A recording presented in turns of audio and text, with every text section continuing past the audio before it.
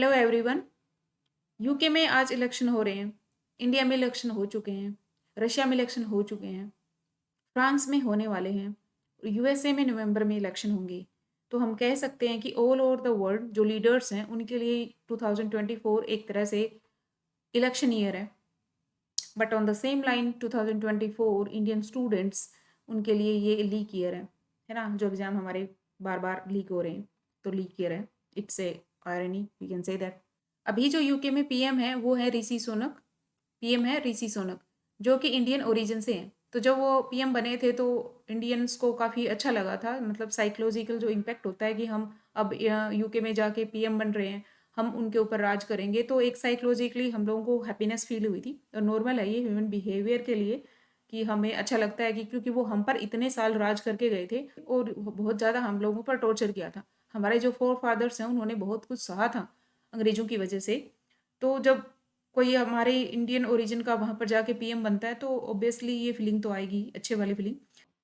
Okay, सो इस article पर आते हैं अभी। तो यूके में जो पीएम है सोनक, वो कंजर्वेटिव पार्टी से आते हैं। यूके में दो पार्टियां, एक कंजर्वेटिव पार्टी है और दूसरी है लेबर पार्टी।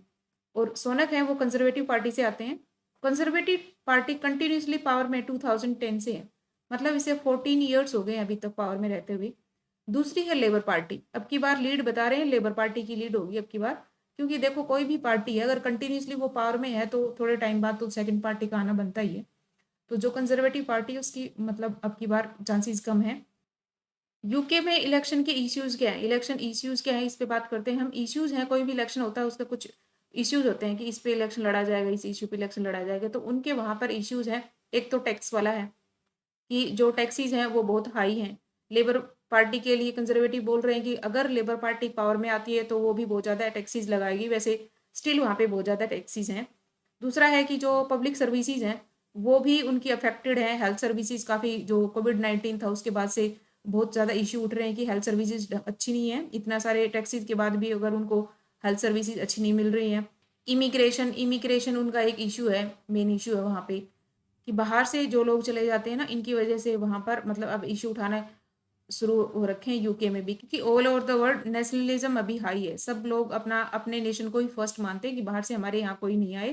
क्योंकि एम्प्लॉयमेंट भी एक इशू बन चुका है सब जगह कि हमारे लोगों को एम्प्लॉयमेंट मिलता नहीं है, बाहर वाले आकर हमारे एम्प्लॉयमेंट को ले लेते हैं। ये हर एक कंट्री में ये इशू बना हुआ है, जो जो बड़ी डेवलप्ड कंट्रीज हैं, यूएसए हो चाहे यूके हो। अब ये जो इमिग्रेशन वाला माइग्रेशन वाला इशू है, इसमें एक एनुअल कैप लगाने की बात हो रही है कि एक कैप होनी चाहिए कि चलो इतने ही लोग यहाँ पे आ सकते हैं। तो ये एनुअल कैप की बात है, इन्होंने इशू उठा रखा है कि इतना ही होना चाहिए। इंडिया के साथ क्या सीन है कि इंडिया में अगर देखो ये कंजर्वेटिव आते हैं तो अभी जो हमारा एफटीए चल रहा था, अभी एग्रीमेंट, फ्री ट्रेड एग्रीमेंट के लिए बात हो रही है। कम से कम 2 साल हो गए हैं इसको बात होते हुए, बट अभी तक किसी कंक्लूजन पे पहुंचे नहीं है ना। वीज़ा से रिलेटेड हो या दूसरा जो सर्विसेज हैं, फिनेंशियल सर्विसेज, आईटी, इन सब सेक्टर्स में बात हो रही है, बट एफटीए अभी कंक्लूड नहीं हुआ है। ऐसे ही अगर लेबर पार्टी आती है तो हम पे क्या इम्पैक्ट होगा? तो वैसे ज़्यादा कुछ इम्पैक्ट होगा नहीं। जो भी पॉलिटिकल साइंटिस्ट हैं उनका यही कहना है कि इतना कुछ इम्पैक्ट नहीं होगा और बातचीत जारी रहेगी। और वीज़ा के साथ भी हम वो लोग प्रोवाइड करेंगे, वीज़ा भी इंक्लूडिंग एक इशू होगा। और वो ऐसा कुछ नहीं है, मतलब जो लेबर पार्टी है वो इस फेवर में है। क्योंकि लेबर पार्टी में भी काफ़ी सारे इंडियन एमपीज होंगे, है ना। सबसे ज़्यादा अभी जो वहाँ पर लेबर पार्टी है उसकी मेजोरिटी आने की बात है, उसमें इंडियन एमपी भी हैं। मतलब जो माइनॉरिटीज़ कम्युनिटीज़ हैं वहाँ पे, वो बहुत ज़्यादा अभी इलेक्शंस में खड़े हो रखे हैं। और वो इसमें भी हैं, लेबर पार्टी में भी हैं। सेकंड, बस जो क्लाइमेट चेंज है ना, क्लाइमेट चेंज पे इन लोगों ने काफ़ी, मतलब लेबर पार्टी वालों ने मुद्दा उठा रखा है कि क्लाइमेट चेंज की वजह से टैरिफ लगाएंगे ये लोग। और इंडिया की जो भी सर्विसेज वहाँ पे हम जो प्रोवाइड करते हैं, अदर जो इंपोर्ट करते हैं, यूके हमसे काफ़ी चीज़ें इंपोर्ट करता है, उन पे टैरिफ हमारा हाई हो सकता है। ये वाला एक इश्यू हो सकता है और हमें कोई ज़्यादा इफेक्ट नहीं होगा लेबर पार्टी या कंजर्वेटिव पार्टी से। लेबर से इवन हमें इंक्लूडिंग वीज़ा हमें कुछ फ़ायदा हो सकता है। देखते हैं क्या कुछ होगा वो तो। अब हम देखते हैं कि जो कंजर्वेटिव पार्टी है अभी, जो कंटिन्यूसली पावर में थी, इसके चांसेस बहुत कम बता रहे हैं। तो जो ऋषि सुनक उन्होंने बोला भी है, उनका एक स्टेटमेंट आया था कि उनके ऊपर एक रेशियल कमेंट किया गया था, इनको पाकी बोला गया था। सेकंड इनकी स्टेटमेंट आई है, fighting hard for every vote. देखो पावर में है और पावर में मेंटेन रहने के लिए आपको हर एक एफर्ट तो करना ही होता है। हार और जीत तो देखा जाएगा, जो भी होगा, पार्ट ऑफ लाइफ है वो तो।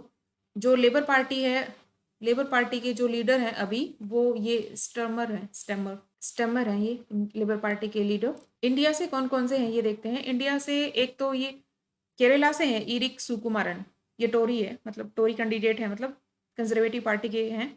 इरिक सुकुमारन केरला से हैं। सेकंड राजेश अग्रवाल हैं जो एमपी से हैं, एमपी बोर्ड है राजेश अग्रवाल जो लेबर पार्टी से हैं। तो ऐसा नहीं है कि कंजर्वेटिव पार्टी पावर में थी तो हमें फ़ायदा था और हमारे लोग उसी कंजर्वेटिव पार्टी में ही थे। लेबर पार्टी में भी इंडियंस ओरिजिन पीपल हैं, वहाँ पर तो सब लोग दोनों ही पार्टी ज्वाइन करेंगे, कोई उसको करेगा, कोई लेबर को करेगा, कोई कंजर्वेटिव पार्टी को ज्वाइन करेगा। तो राजेश अग्रवाल ये लेबर पार्टी से हैं। काफ़ी सारे अब की बार इलेक्शन में सबसे ज़्यादा मैक्सिमम लोग होंगे जो माइनॉरिटी कम्युनिटी से होंगे। इंडियन डिसेंट बॉन्ड भी बहुत ज़्यादा एमपी होंगे, अब की बार मेजोरिटी होगी उनकी। अब हम वो देखते हैं जो हमारे एग्जाम के लिए इंपॉर्टेंट हो सकता है। जैसे ये यूके है और ये इंडिया है। यूके ने हम पे बहुत सालों तक राज किया है और हमने बाद में जब कॉन्स्टिट्यूशन बनाया था तो यूके का जो कॉन्स्टिट्यूशनल डेवलपमेंट वाले जो एक्ट्स आए थे उन्हीं से हमने अपने कॉन्स्टिट्यूशन में बहुत सारी चीज़ें ली थी। जो 1935 का एक्ट था उसमें हम उसी से हमने बहुत सारी चीज़ें अपने कॉन्स्टिट्यूशन में ले ली थी, क्योंकि हमें उसका एक्सपीरियंस था, है ना, इतना टाइम उन्होंने राज किया और हमारे जो लीडर्स थे वो उसको अडेप्ट कर चुके थे सिस्टम को, तो बहुत सारी चीज़ें हम जानते थे ऑलरेडी। उस इसलिए हमने उसी को अडेप्ट कर लिया था पार्लियामेंट्री सिस्टम को। तो हमारे पार्लियामेंट्री सिस्टम है, यहाँ भी पार्लियामेंट्री सिस्टम है, बट यहाँ पे मोनार्की सिस्टम है ना, मोनार्क होता है इनका। बट यहाँ अपने क्या होता है, रिपब्लिकन सिस्टम हमने फॉलो किया है कि हमारे यहाँ पे प्रेसिडेंट हो गया, डायरेक्टली इलेक्टेड और इनडायरेक्टली इलेक्टेड हो सकता है प्रेसिडेंट, बट हमारे यहाँ क्या होगा, प्रेसिडेंट होगा जो हम इनडायरेक्टली इलेक्ट करते हैं। यूके से हमने रूल ऑफ लॉ लिया है, हम भी रूल ऑफ लॉ को फॉलो करते हैं। यूके में रिटन कॉन्स्टिट्यूशन नहीं है, रिटन नहीं है वहाँ पे, हमारे यहाँ पे रिटन कॉन्स्टिट्यूशन है जो हमने यूएसए से लिया है। उनके वहाँ पे जो कन्वेंशन है, कस्टम्स हैं, जो बनी हुई प्रथाएं हैं, जो कस्टम्स बनी हुई है उन्हीं के ऊपर वो लोग अपना फॉलो करते हैं। वहाँ पे रिटन नहीं लिख रखा उन्होंने कॉन्स्टिट्यूशन, हमारे यहाँ पे हमने लिखा हुआ है। हमारे यहाँ भी सिंगल सिटीजनशिप है, हमने सेम ही लिया है। यूएसए में ड्यूअल है, यूएसए में ड्यूअल है बट सिंगल है यूके में, और इंडिया में भी सिंगल ही है।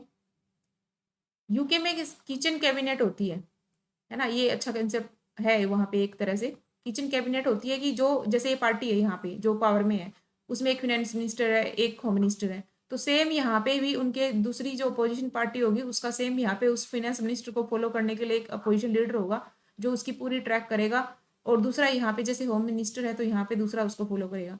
और ऐसे कुछ भी अगर होता है, ये पार्टी सत्ता से चली जाती है तो ये सेम उसको रिप्लेस कर देंगे। अगर इनके मतलब मेजोरिटी खत्म हो जाती है तो दूसरी पार्टी का इन्वाइट किया जाता है, और सेम लोग उसको मतलब एक एक और ट्रैक करते हैं। किचन कैबिनेट है एक तरह से, मतलब जो यहाँ पे कैबिनेट बनी हुई है उसी को फॉलो करने वाले पोजीशन वाले लीडर्स होते हैं, ऑल टाइम उनको देखते रहते हैं क्या कुछ हो रहा है वहाँ पे। हमारे यहाँ किचन कैबिनेट का ऐसा कुछ सिस्टम नहीं है। यूके में पार्लियामेंट है, वो सॉवरेनिटी है, पूरी की पूरी सॉवरेन है वो, तो जो लोग बना देते हैं वही फाइनल होते हैं, उन पे ज़्यादा कोई लिमिट नहीं है। वहाँ पे जुडिशियल रिव्यू का जो कंसेप्ट होता है वो बहुत ही कम है कि आपकी जुडिशरी कुछ इसमें देखेगी, लॉज आप अप्लाई कर सकते हो, नहीं। वहाँ पे पार्लियामेंट पूरी तरह से सॉवरेन है, सुप्रीम है वहाँ पे। इंडिया में क्या है, इंडियन पार्लियामेंट जो है वो पूरी तरह से ऐसा नहीं है कि पूरी तरह से ही सुप्रीम हो, वो पूरी तरह से सोवरेन नहीं है, क्योंकि यहाँ पे हमारे लिमिट लगी हुई है जुडिशियल रिव्यू की। जुडिशियल रिव्यू का जो कंसेप्ट है कि कोई भी एक्ट है अगर वो कॉन्स्टिट्यूशन के अगेंस्ट है तो जुडिशरी इसको नल और वॉइड डिक्लेयर कर सकती है। ये जुडिशियल रिव्यू का कंसेप्ट होता है जो हमने यूएसए से लिया है। यूएसए में तो जुडिशरी ही सब कुछ करती है, वहाँ पे तो जुडिशरी है वो एक तरह से सुप्रीम है यूएसए में बहुत ज़्यादा, लेकिन हमने थोड़ा बैलेंस किया है। हमारे यहाँ जुडिशियल रिव्यू लिमिट कर सकता है, मतलब हर एक को ऐसा नहीं है कि सब कोई भी लॉ आया उसी को नल वॉइड कर दिया, ऐसा नहीं है, बट हाँ थोड़ी लिमिट हमारे लगाई जा सकती है। ये है इंडियन पार्लियामेंट में, ऐसा कुछ नहीं है कि वो अनलिमिटेड पावर हो पार्लियामेंट के पास, बट यहाँ पे उनकी पार्लियामेंट बहुत ज़्यादा सोवरेन है। एक चीज़ और है कि यूके में अगर कोई पीएम बनता है तो उसका ज़रूरी है कि वो लोअर हाउस से ही हो, बट हमारे यहाँ पे अगर पीएम बनता है तो वो लोअर हाउस से भी हो सकता है, मतलब लोकसभा से भी हो सकता है और राज्यसभा से भी हो सकता है, दोनों ही हाउसों से हमारे कोई पीएम हो सकता है। और 6 मंथ्स का ऐसा टाइम होता है कि अगर कोई मेंबर नहीं भी है लोकसभा या राज्यसभा में, चुन के नहीं आया हुआ और 6 महीने के लिए वो आ सकता है, उसके बाद 6 महीने के बाद उसको इलेक्शन लड़ना पड़ेगा और उसमें जीतना पड़ेगा। बट 6 महीने के लिए कोई भी हमारे यहाँ पे मिनिस्टर बन सकता है, ये इंडिया में प्रोसीजर है। बट यूके में ऐसा नहीं है, यूके में पीएम बनने के लिए आपको लोअर हाउस का मेंबर होना जरूरी है। इस वाली न्यूज़ में इतना ही है, हमने एग्जाम के लिए भी देख लिया और इलेक्शन हो रहे हैं यूके में आज ही, देखते हैं क्या कुछ होता है जो भी पार्टी बने। And thank you so much.